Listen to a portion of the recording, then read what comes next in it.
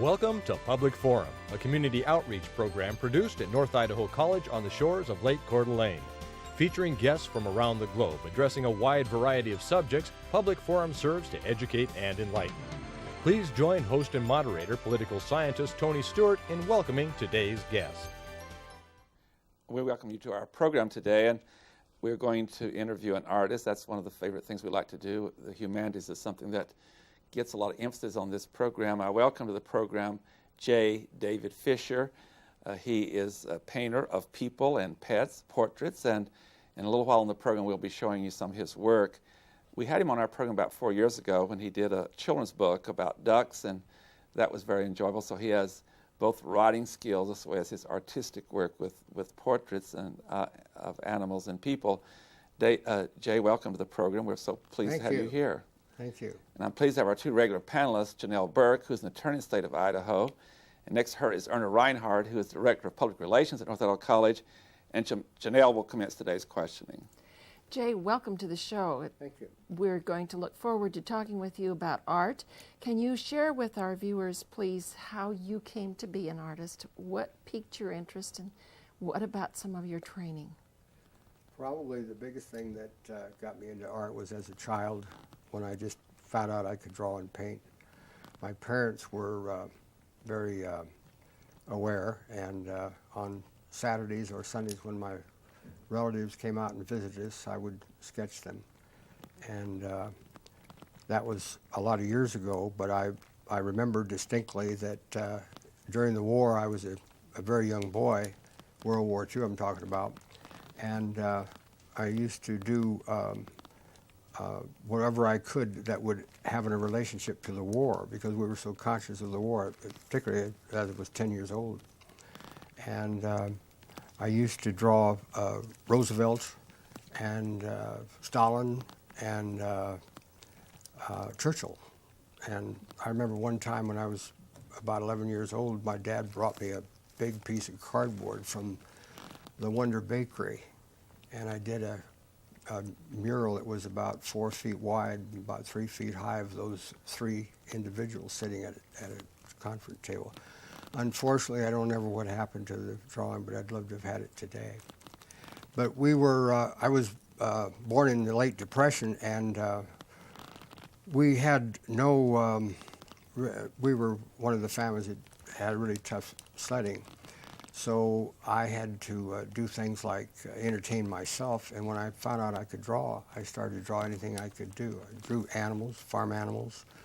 I drew my own comic books and wrote them, and I just graduated from that. Then I went into school, high school, and I studied art and history.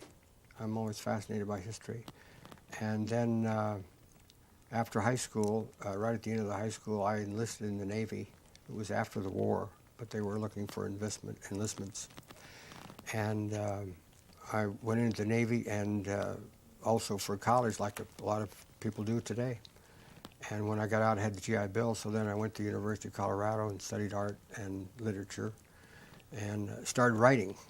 And I couldn't make up my mind whether I liked writing or art because they're so close to each other. So I did both, and my literary teacher said, you should be a writer, and my art teacher said I should be a painter. And to this day, I'm still trying to figure that out. Thank you. Erna Reinhardt. Welcome to the show, Jay. Thank you. Share with us the paintings that you do now. What medium do you use to make them? I used to paint in oil, and oil has advantages to some degree. It's expensive. It's more expensive than acrylic, and I paint with acrylic now. But one of the reasons that I switched from oil to acrylic is that it dries quickly, and I can work with it. If you learn how to work with it quickly, you can do just as much, and acrylic will last just as long. There was an interesting article by the Corliss Corporation that's been collecting art from around the world that said that acrylic will last as long as an oil, and sometimes even longer, because it won't get fade, turn yellow, and crack as much. And I've noticed that more and more artists are turning to acrylic, but some people still stick with oil. My wife's a painter too, and she likes to work in oil, but I like to move on. And is there a certain thing that inspires you?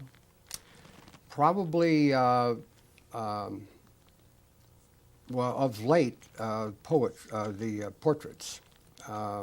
What I like about portraits is that you have an opportunity to be able to feel the person and paint them the way that you can find that certain spark, that certain magic that everybody has. And if you talk to them long enough, you can see it. And if you can see it, and then if you can put it down with your brush, then you've got a painting that's even a little more interesting than a photograph. And I've been painting quite a few people here locally, and I don't like to mention names too much because a lot of them don't really want that kind of notoriety, you know. But I've had some really interesting stories. I did a number of portraits here of murals too, big murals. About 5 years ago, the Hagedorn Corporation, through a design gal here, had us paint a mural. My wife helped me with it in the Kootenai River Inn, and we did a 16-foot wide mural that was 10 feet high on 5 panels, and it ended up in the casino. And the reason we did it was because the Kootenai tribe was asked first if they had a painter among them that would do it, and nobody did. And I jokingly said, well, I'm kind of an Indian, because I said my cousin called me up. He used to be the editor of the Chicago Sun newspaper, and he called me up about 10 years ago, and he said, guess what, we're related to Pocahontas, about 10 grandmothers back. So when I told them that, they actually believed the story. Well, it was true, but that we decided that we would do it anyway. So we laid out a great big colored sketch, and with a dozen horses and teepees and the Kootenai Falls and everything. If you ever get up there, it's still up there somewhere. And they liked it, so they said, go ahead and do it. And that's kind of out of the way of what we normally do. Or when I get into big work like that, I usually get my wife involved, because there's an awful lot of tedious work to it, and it takes months and months. But portraits, I've been doing them forever, as I mentioned, from a childhood, but I got back into them in Nevada a year ago because the people that we were living with there wanted a portrait done, and they found out that I could do it. And then I started doing more of them. So then I started doing samples. Some of these pictures that you see in here are from magazines. I just took them out of magazines and just decided to paint them so I could show people I could do it. Then I carry a little green book that shows all of the photographs that I used, and then my painting. So it shows if I can do it or not, if I can do it accurately. And we'll get to those in a little bit, I guess. Right now, we're going to do that now. Yeah. I'm going to ask our staff to put these up one at a time. We're going to do 10 of your paintings, and if you will look at the video then, and you can describe each one for us. We'll go to those now. Okay, that's me 25 years ago. Or is it 35? Actually, I did that last winter, and all I did was just take all the wrinkles out. You can do that when you're an artist. And I wanted to do it because every painter, sooner or later, that does portraits does a self-portrait. And I believe the next one is going to be of your wife. Yes, that's Marilyn. And I gave her a little bit more of a contemporary twist because she likes that kind of thing. I also did that one in Nevada last year. She's a very lovely person, and that's a great resemblance. I mean, that's really like she is, and that's really great. The Border Collie belonged to a rancher in Elko, and the wife said after I made the first sketch, she said, it needs something. And I said, well, let's put some flower. She said, let's put some flowers in front of it. And I said, okay, let's put some flowers here. So it kind of made for the dog. The dog was a wonderful, wonderful, friendly dog, just the way. It's a beautiful dog. Just the way she looks. And we'll go to number 4, I believe it is. This was a cute little dog that was that belonged to a woman in Spring Creek, Nevada, and she had taken a picture that she was very proud of with the little sweater on, and but she took it with a lot of furniture where it was sitting in on the porch. There were a lot of legs and things all around. And my wife said, you know, it's a very fancy-looking dog, and the woman felt it was too. And she said, can you give it some kind of a more elegant background? So I went through some catalogs and pictures and decided to put him in kind of a little Italian piazza or something. And she liked it very much. And then the next one is, well, we'll have two dogs here. These are, this was done with a photograph that my wife took at the AKC show here in the fairgrounds last July. And the dog on the left is a Cavalier King Charles Spaniel, and the one on the right is an English toy spaniel. And we used to have a restaurant here called Tootie's, that some of you have heard of, I know. And so we were we didn't know the names of the dogs because we had taken the picture, my wife took the picture. The red, brownish red on the left there was actually almost the color of the woman's purse, and she was sitting on the right with kind of a mauve rust dress. So I wanted those colors to be brought back into it, and then of course the blue with the rest. And then, but it was a real click. One picture is all we took, and they were gone. They got that royalty look, you know. Yeah, don't they? And so we said, well, we'll give them names because we didn't know what they were, and we're going to ship the picture out in the next couple of weeks because I just finished it. So we came up with the dog on the left we decided to call Tooties from the restaurant, and the one on the right is Snooties. See, I'd figured that out. Yes, the next sixth painting of yours.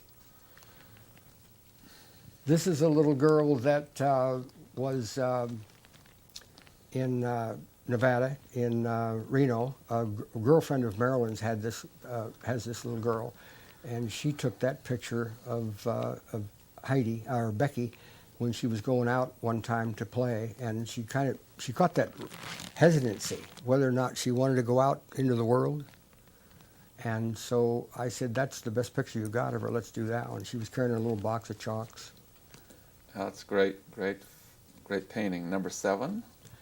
This one is a lady that had her little dog that she wanted to have a picture of because the dog was going to be euthanated, and it had an illness, and she felt that she wanted a picture of it before they would put it down, and she had trouble smiling about it, but she said, I want to everybody look happy. And the dog was probably, he just kind of looked at us, you know, he wasn't really expressing it all, but it seemed like he knew what was going on. That's a great one too. Our next one. This one I took out of a magazine. One lady asked me if I could do an actress, and I said, yeah, find me one and I'll do it. Yeah. And then number 9. This is an Akita, and I thought at first it was a bear. This guy was over at the AKC show this July also, and the dog's name is Hunter. The man is from Estes Park, Colorado, and he saw a couple of the things that I had done here. I had a couple of these with me, and he didn't hesitate because he was getting ready to go back out with the dog into a show. And you know how they run him around? He was all ready to go. So I said, well, I need a better picture of him. The dog Hunter was in a big iron cage, steel cage, and I said, that's not really what we need. We need a real close-up of him, you know. So he said, I'll send you some when I get back to Estes Park. And he did, and along with my 50% deposit. And so I did it, and he called me up the other day, and he's really anxious to get it now. So I'm going to ship it out in the next couple of days. And our last one is of Pope John Paul II. This picture really was probably one of the most important portraits I've ever painted. It all came about when the Pope got ill, and I thought about painting him, and as we all remember, he was on television almost every day and every night. And I wanted to see if I could capture the magnificence of him. He inspired me. He has that, he had a gleam in his eye and a curl of his lip that I struggled with, and I had a difficult time getting it.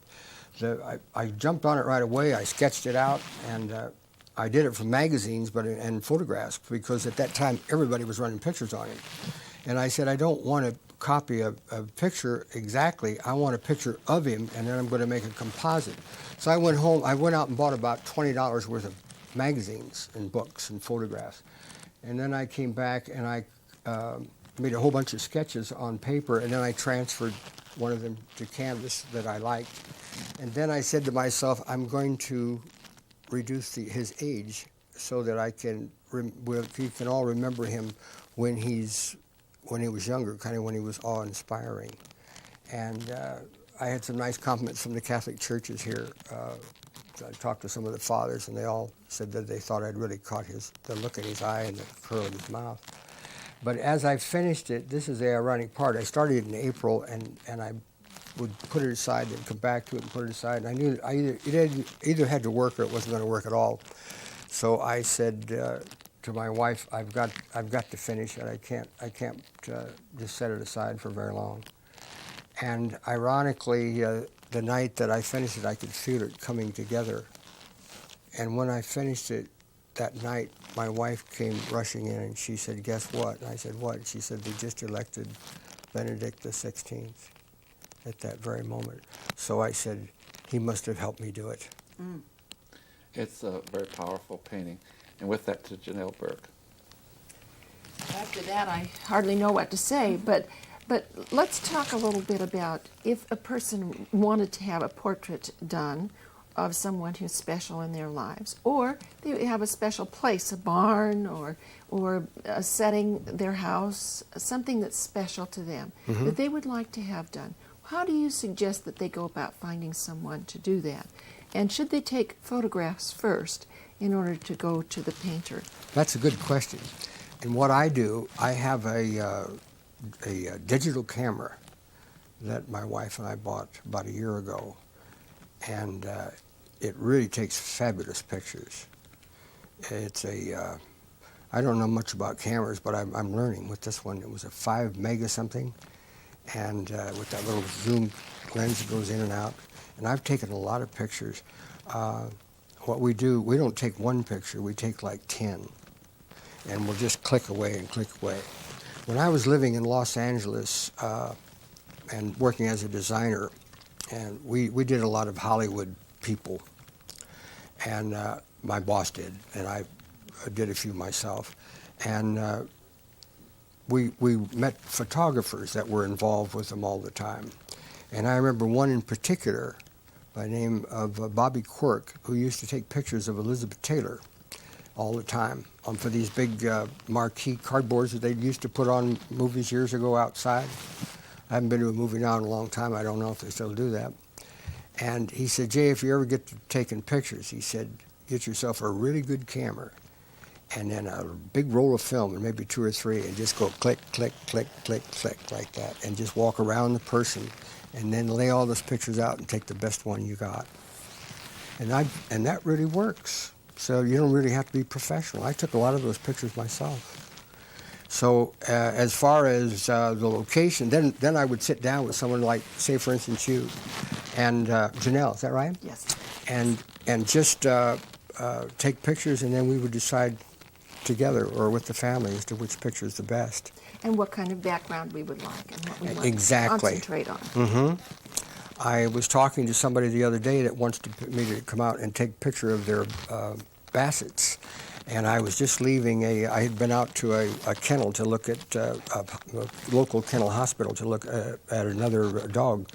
And this man was coming in his pickup, and he had a pickup, an older pickup. And when I was getting back into my car with the pictures I had shown the gals in the kennel, he had just driven in, and I said, do you have a dog? And all of a sudden, out of the back, 2 beautiful Bassets jumped up and put their paws on the back of that steel part that flops down on the truck. and they were right next to each other. It was just a terrific picture. And so I said, you got to come over and look in my car. I had 3 of these pictures there, including Hunter and the 2 dogs there.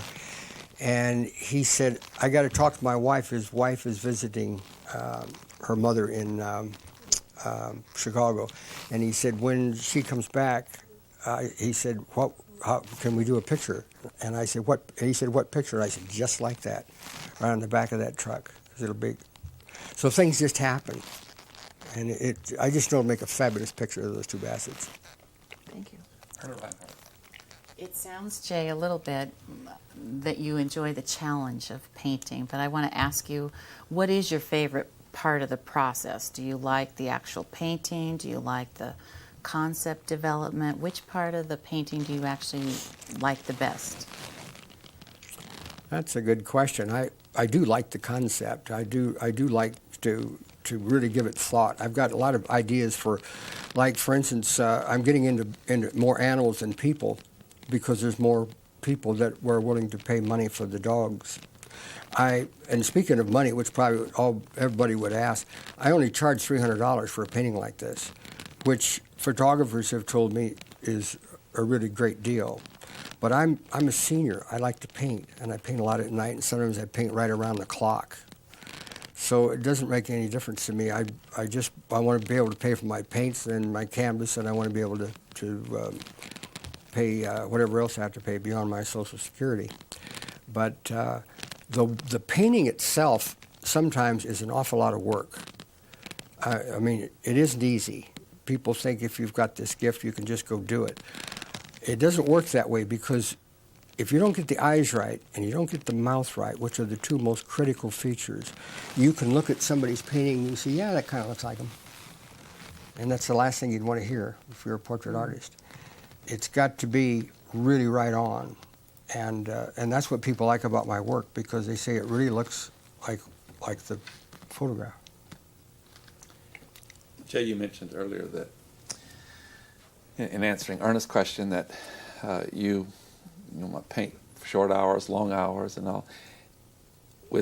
And now that you're retired, you have more time to do all that. But do you have a time that when you think that you're most creative and most productive, of morning, afternoon, or an evening, or does it vary depending on what you're doing?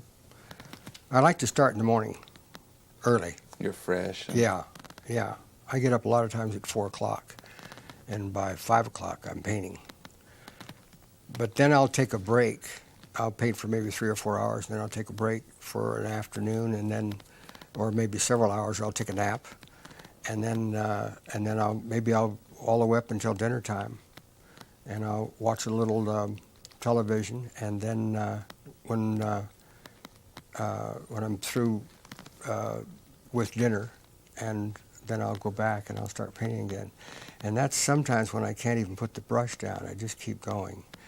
And it's kind of like a writer when you're inspired. Sometimes you just don't want to stop in that inspiration. Yeah, right. And it starts to work. And if it starts to work, you stick with it. And there are other times I'll just throw the brushes down and walk out and say, that's it. I'm not going to touch it. And sometimes I'll get 2 or 3 paintings going at once. Okay. I have a really great friend who's an artist, and he's so gifted. And his occupation is something else, but he is such a perfectionist that I was visiting him once, and he had a painting almost finished, and I thought it was just an incredibly wonderful painting. And I commissioned him to do some for me, and he said, "This one I'm going to throw away." And I said, "How could you?" And he said, "Can't you see down the right-hand corner? I have made a terrible mistake." And I said, "Do you have a magnifying glass so maybe I can see it?" And he threw it away. He said, "It's not acceptable." So do you have those with that kind of, I guess we call this value a skill, and do you sometimes say, that's just not acceptable? I do, except I have a different approach to it. I'll paint it out. I'll paint the whole picture out and start right over again. That's why you'll see some of my paintings are a little thicker than others. But I don't paint that heavily, so I can do that. And the way I'll do that is usually I'll just take a gesso and just paint the whole thing out. Because if you have to change very much, you've got to either start with another canvas. But I just hate to throw canvases away because I know if I cover them with a white gesso, I can, and then let it dry for a few days, I can come back and draw another picture on it. When our guests are here and they've written books or painting, we always permit them to have contact with our viewers directly. So I believe you have a telephone number where you could be reached. Yes, I do. If you give that, I guess I put it on the screen too, but it's area code 208, I assume. I live right here in Coeur d'Alene, right down near Sanders Beach. It's 651-1932. That's an easy year to remember, 1932. That was a presidential year, I think, in political science terms. So thank you very much, Janelle Berg. Well, we've talked a little bit about the long hours that you spend painting, but can you give us some idea what kind of time it takes to complete a painting? How long does it take to do it? And do you work on more than one at a time? Are you working on maybe, say, 2 or 3 projects at a time? So about how many hours do you put into a painting? And does that vary depending on how things are going?